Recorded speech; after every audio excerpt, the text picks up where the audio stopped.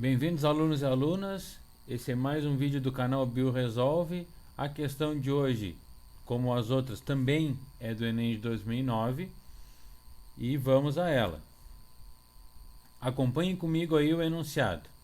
Estima-se que haja atualmente no mundo 40 milhões de pessoas infectadas pelo HIV, o vírus que causa AIDS, sendo que as taxas de novas infecções continuam crescendo, principalmente na África, Ásia e Rússia.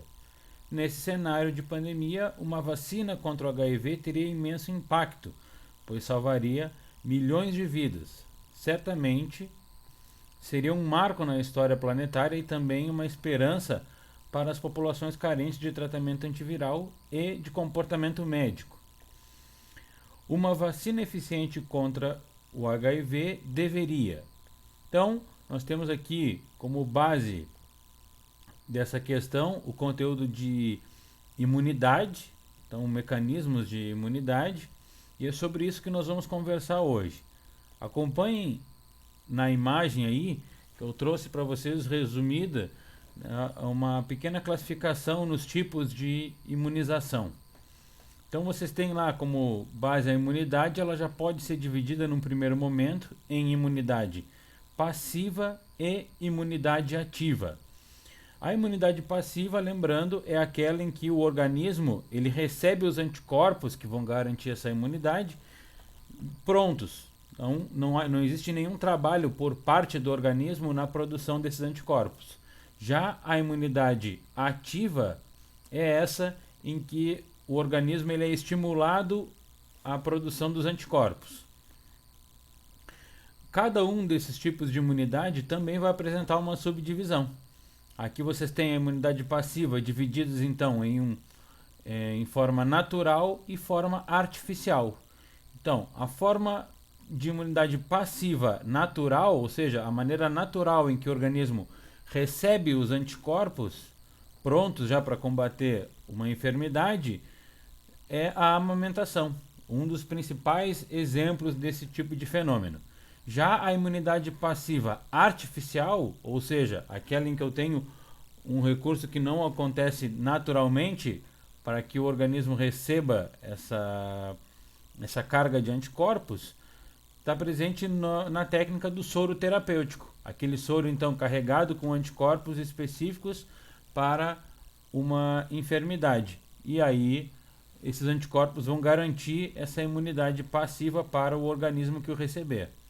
Já na imunidade ativa, nós também temos essa mesma subdivisão, só que agora outros exemplos.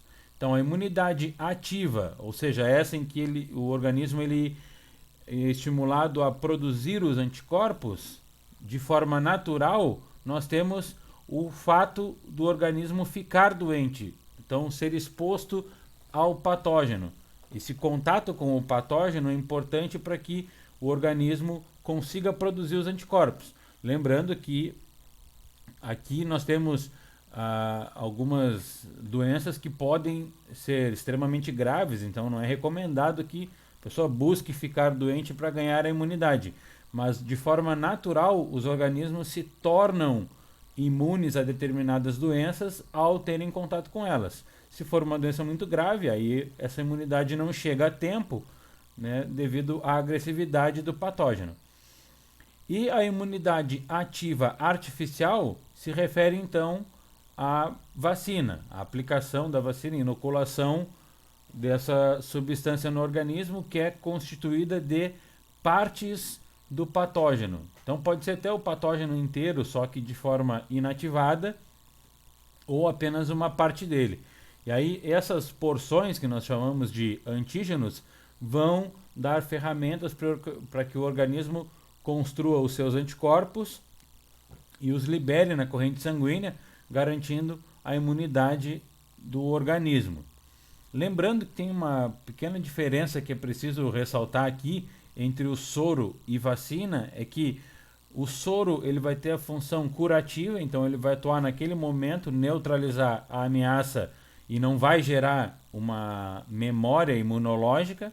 Já a vacina vai ter uma função preventiva, ou seja, o organismo ele recebe essa substância, só que ele não vai conseguir combater o patógeno de imediato.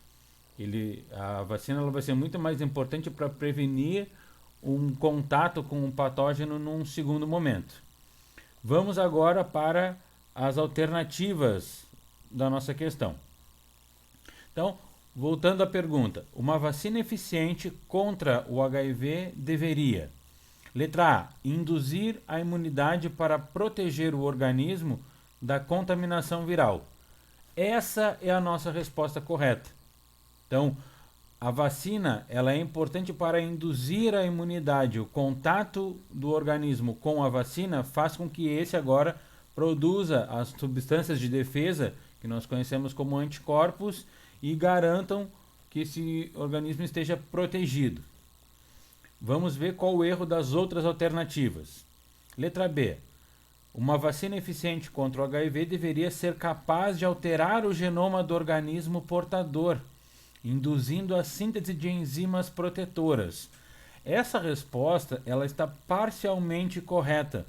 Algumas vacinas são chamadas de vacinas de DNA, em que o propósito da vacina então é inserir o material genético nas células do organismo e fazer com que esse organismo agora naturalmente produza os antígenos, aqueles que são encontrados na vacina clássica. Então, essa primeira porção, uma vacina seria eficiente se ela tivesse essa capacidade de alterar o genoma do organismo. Mas o erro se encontra na segunda parte da afirmativa, dizendo que a função seria de induzir a síntese de enzimas protetoras. Então, se tivesse aqui a síntese de anticorpos, a alternativa estaria correta, ou a síntese dos antígenos para estimular a formação dos anticorpos. Tá? Vamos para a letra C. Uma vacina eficiente contra o HIV deveria produzir antígenos capazes de se ligarem ao vírus, impedindo que este entre nas células do organismo humano. Então aqui a questão ela faz uma pequena alteração dos conceitos de antígeno e anticorpo. A substância que faz essa ligação com o vírus e impede que ele atue no seu processo infeccioso são os anticorpos, não os antígenos. A letra D, uma vacina eficiente contra o HIV deveria ser amplamente aplicada em animais, visto que esses são os principais transmissores dos vírus para os seres humanos. Então, não tem uma relação direta entre os animais serem esses grandes transmissores. Então, e sendo que os humanos são classificados como animais. Então, essa alternativa ela está incoerente, está incorreta. A letra E, uma vacina eficiente contra o HIV deveria estimular a imunidade, minimizando a transmissão do vírus por gotículas de saliva. E aí vejam só, aqui também nós temos uma resposta parcialmente correta. O que, imaginem, no momento de nervosismo e naquela tensão para resolver a questão, a gente pode acabar optando por uma alternativa dessas. Porque estimular a imunidade seria correto. Então é uma função correta da vacina. Agora, não minimizar a transmissão do vírus por gotículas de saliva. O HIV não é transmitido por gotículas de saliva. Então, rapidinho assim, nós concluímos mais uma questão da prova de 2009. Espero que vocês tenham gostado. Se tiverem alguma dúvida, alguma colaboração, mandem aí nos comentários. Não esqueçam, se o material, se o conteúdo tiver do agrado de vocês, deixem o joinha, curtam aí o vídeo. Se inscrevam no canal, caso vocês estejam estudando e queiram acompanhar o trabalho, e compartilhem com os amigos que vocês sabem que estão estudando e precisem de alguma ajuda eventualmente. Um abraço para todos, bons estudos e até a semana que vem.